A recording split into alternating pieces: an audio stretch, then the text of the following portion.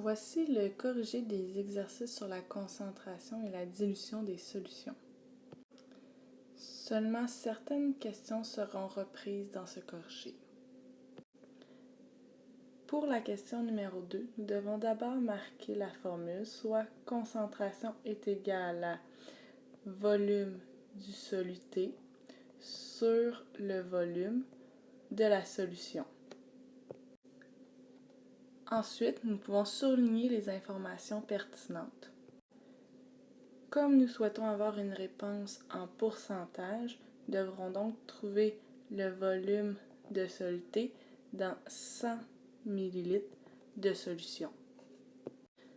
Selon les données du problème, nous pouvons dire que nous avons 250 ml de solution qui contient 20 ml de soluté.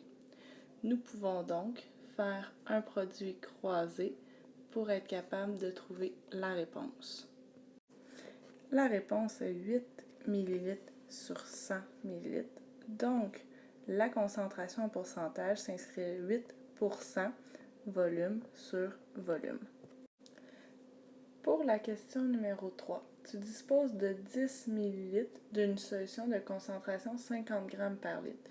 Si tu veux diminuer la concentration à 40 g par litre, quel volume de solvant devras-tu utiliser?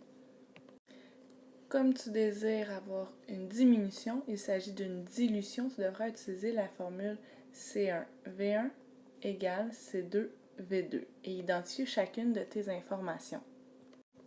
Lorsque tu as identifié chacune des informations, ton C1, il s'agit de 50 g par litre. Ton V1, il s'agit de 10 ml, car c'est ce que tu possèdes au début. Et tu veux diminuer ta concentration. Donc, au final, ton C2 sera de 40 g par litre. Et nous sommes à la recherche du volume de solvant. Comme nous cherchons le volume final, nous devrons isoler V2 de manière à avoir C1V1 divisé par C2 est égal au volume final. On remplace ensuite nos informations dans la formule et idéalement gardez vos unités, comme ça vous allez pouvoir vous vérifier lorsque vous allez indiquer les informations pour réaliser que les grammes par litre s'annulent et il vous reste seulement des millilitres. Une fois le calcul fait, vous allez réaliser que ça va vous donner 12,5 millilitres, soit votre volume final. Comme on cherche le volume de solvant, vous devrez donc trouver le volume de solvant en effectuant une soustraction, notre volume final moins notre volume initial, donc notre 12,5 moins notre 10 ml de départ nous donne 2,5 ml. Il s'agit donc du volume de solvant à ajouter, car si nous faisons un petit dessin, au départ, vous aviez 10 ml, il s'agit de votre V1. Vous avez augmenté pour arriver à un V2 qui correspond à 12,5 ml. Donc, on vous demande combien de solvant, donc quelle quantité devrez-vous ajouter. Donc, c'est la section en noir qui correspond à 2,5 ml. Pour la question 4, tu veux faire une solution de concentration 25 g par litre à partir de 3 litres de solution de concentration 60 g par litre. Quelle quantité de solvant dois-tu y ajouter? Ici, il y a un niveau de complexité un peu plus élevé. Donc, premièrement, on identifie la formule à utiliser. Il s'agit d'une dilution, donc C1V1 égale C2V2, et on identifie chacune de nos valeurs. La concentration initiale est de 60 g par litre parce qu'on vous dit qu'on veut faire la solution à partir de 3 litres. Ensuite, le volume initial, 3 litres. Notre concentration finale, 25 g par litre. Et nous cherchons le volume final. Donc, nous isolons encore une fois notre V2 en faisant C1V1 divisé par C2 va nous donner notre V2. Lorsque l'on remplace les données dans le problème, nous obtenons un volume final de 7,2 litres et assurez-vous d'indiquer vos unités, comme ça vous réalisez que vous êtes en litres. Et là, ça c'est le volume final de notre solution. Pourtant, on vous demande la quantité de solvant qu'on doit ajouter.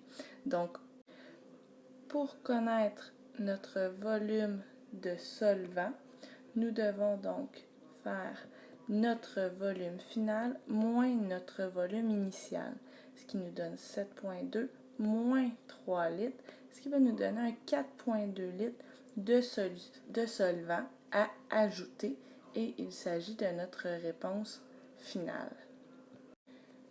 Pour commencer la numéro 5, on va lire la question. Tu disposes de 250 ml d'une solution concentrée à 30%. Donc ça, c'est notre C1 et notre V1. Quel sera le volume final, donc on cherche V2, de cette solution si tu la dilues de façon à obtenir une concentration de 25%. Comme nous sommes avec une dilution, on utilisera la formule C1V1 égale C2V2. Comme nous sommes avec des concentrations en pourcentage, nous devons les transformer en nombre décimal, donc 0,3 et 0,25. Ensuite, nous pouvons les remplacer pour isoler V2 dans notre formule. Lorsque nous remplaçons avec des nombres décimales dans notre formule, nous remarquons qu'il ne nous reste comme unité que les millilitres, qui sera nos unités pour notre réponse. Lorsque nous effectuons ce calcul, nous réalisons que la réponse est de 300 millilitres. Donc, pour le volume final de cette solution, nous obtiendrons 300 millilitres. Pour la question numéro 6, on te donne 10 litres d'une solution de concentration 30 grammes par litre. Quel volume de cette solution devras-tu utiliser pour créer 250 ml d'une solution de concentration 12 grammes par litre? Nous aurons donc à utiliser la formule de la dilution. Si vous remarquez, nous avons surligné 4 informations, alors que dans une question comme celle-ci, on devrait avoir un inconnu et 3 données. Donc, il y en a une d'entre elles qui est superflue. On te donne 10 litres d'une solution de concentration 30 grammes par litre. Quel volume de cette solution? Donc, quel volume de ce 10 litres dois-tu utiliser pour créer 250 millilitres? Donc, on veut créer, ce sera notre volume final, 250 millilitres, une solution de 12 grammes par litre. Notre volume initial, c'est ce que nous allons rechercher, étant donné qu'on vous demande quel volume devras-tu utiliser, donc c'est notre V1.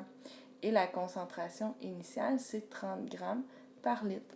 Donc cette fois-ci, nous allons isoler V1 dans notre équation. Lorsque nous remplaçons nos données dans la formule et nous observons que nous éliminons nos unités, il nous reste des millilitres.